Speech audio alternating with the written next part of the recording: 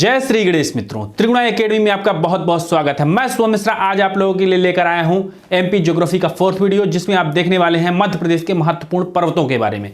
तो मित्रों, वीडियो में आगे बढ़ने से पहले आप हमारे यूट्यूब चैनल को सब्सक्राइब करें और बेल आइकन का बटन अवश्य दबाएं, जिससे हमारी आगे आने वाली वीडियो आप तक पहुंचती रहे। साथ ही साथ अगर वीडियो पसंद आए तो आप लाइक एंड शेयर अवश्य करें। तो चलिए मित्रों, स्टार्ट करते हैं। तो मित्रों, आज आप देखेंगे मध्य प्रदेश के महत्वपूर्ण पर्वत। अब पर्वत श्रेणी और पर्वत में अंतर क्या होता है ये आप जान लीजिए। पर्वत श्रेणी मित्रों कहलाती है, लंबी होती है, उसमें कई सारी पर्वत श्रृंखलाएं या कई सारे पर्वत उसमें होते हैं। तो मुख्य रूप से मध्य प्रदेश में 2 पर्वत श्रेणियां हैं मित्रों। आप देखेंगे मध्य प्रदेश में 2 पर्वत श्रेणियां हैं, विंध्याचल पर्वत श्रेणी और सतपुड़ा पर्वत श्रेणी। तो मित्रों, उत्तरी छोर में, ठीक है ना, नर्मदा नदी के उत्तर में विंध्याचल पर्वत श्रेणी है और नर्मदा नदी के दक्षिण में सतपुड़ा पर्वत श्रेणी है। हाँ, तो मित्रों अब हम बात करते हैं विंध्याचल पर्वत श्रेणी के बारे में। तो विंध्याचल पर्वत श्रेणी में सबसे महत्वपूर्ण जानने लायक चीज यह है कि विंध्याचल पर्वत श्रेणी मध्य प्रदेश की सबसे पुरानी पर्वत श्रेणी है। ठीक उसी प्रकार जिस प्रकार भारत की सबसे पुरानी पर्वत श्रेणी कौन सी है, अरावली पर्वत, उसी प्रकार से विंध्याचल पर्वत श्रेणी मध्य प्रदेश की सबसे पुरानी पर्वत श्रेणी है।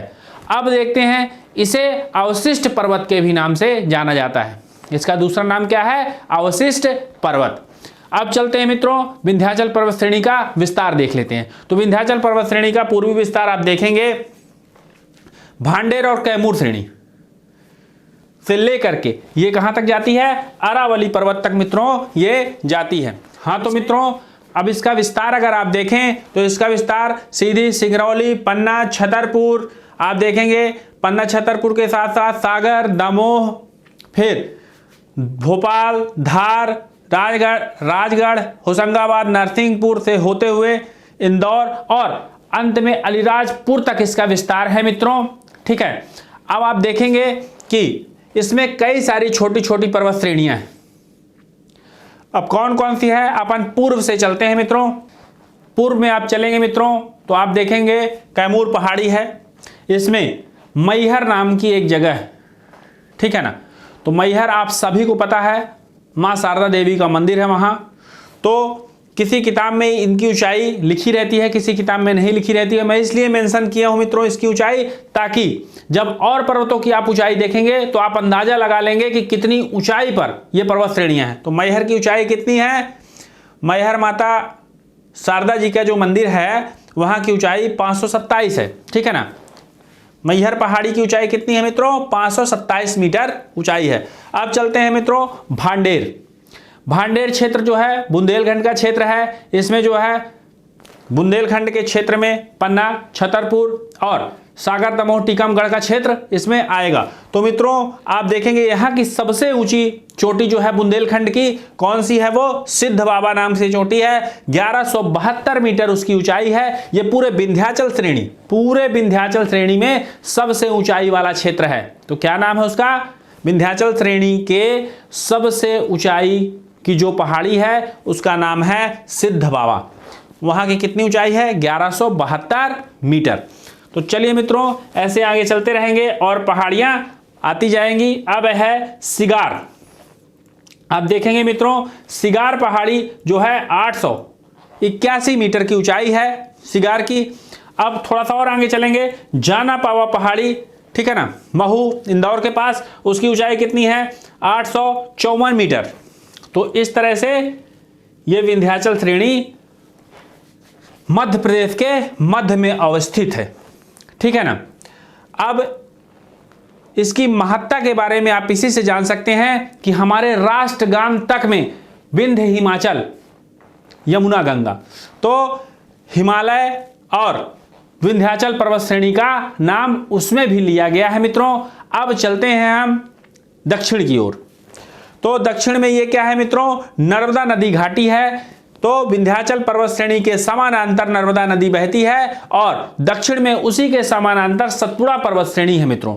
अब हम सतपुड़ा पर्वत श्रेणी के बारे में बात करेंगे। तो सतपुड़ा पर्वत श्रेणी का विस्तार जो है मित्रों, पश्चिम में आप देखेंगे अभी मैं मध्य प्रदेश की बात कर रहा हूं, नहीं तो ये छत्तीसगढ़ तक में प्रवेश कर जाती है मित्रों पहाड़ी।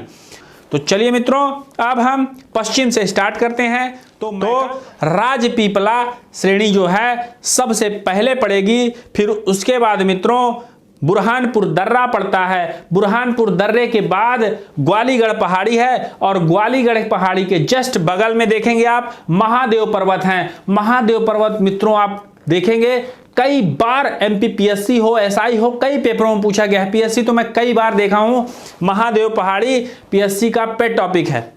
महादेव और मैकाल पर्वत श्रेणी तो जब पढ़ेंगे आप तो अच्छे से पढ़िएगा मित्रों, बार बार विद्यार्थी भूल जाते हैं। महादेव पर्वत श्रेणी में ही पचमढ़ी मध्य प्रदेश का सबसे ऊंचा स्थान या पीक पॉइंट क्या है, पचमढ़ी है। वो किस पर्वत में है, तो महादेव पर्वत श्रेणी में ही पचमढ़ी अवस्थित है। उसकी ऊंचाई कितनी है, 1350 मीटर की ऊंचाई है मित्रों। अब आते हैं हम मैकाल पर्वत श्रेणी में। मैकाल पर्वत श्रेणी का पश्चिमी विस्तार मैकाल से लेकर के पूर्वी विस्तार अमरकंटक तक है।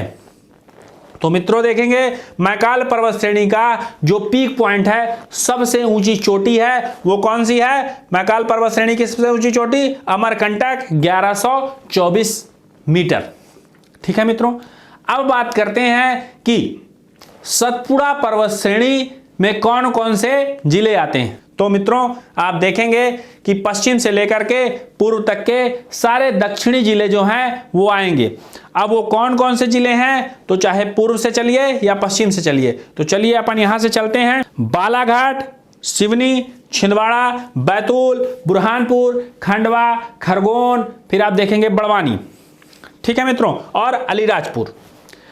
तो आप क्या देख रहे हैं मित्रों, ये दो पर्वत श्रेणियां मध्य प्रदेश की बहुत ही महत्वपूर्ण पर्वत श्रेणियां हैं। इन पर्वत श्रेणियों के बाद पूरी तरीके से दक्कन का पठार प्रारंभ हो जाता है। हालांकि पठारी प्रदेश मध्य प्रदेश भी है। देख लीजिए मित्रों, इसका आप स्क्रीनशॉट ले लीजिए। उम्मीद करता हूं मित्रों आज का वीडियो आपके समझ में आया होगा। ऐसे ही छोटे छोटे वीडियो मैं आप लोगों के लिए ला रहा हूं ताकि इनको समझने में, लिखने में, नोट्स बनाने में आपको किसी प्रकार की प्रॉब्लम ना हो। तो चलिए मित्रों आज का वीडियो यहीं तक। वीडियो पूरा देखने के लिए बहुत बहुत धन्यवाद। जय हिंद मित्रों।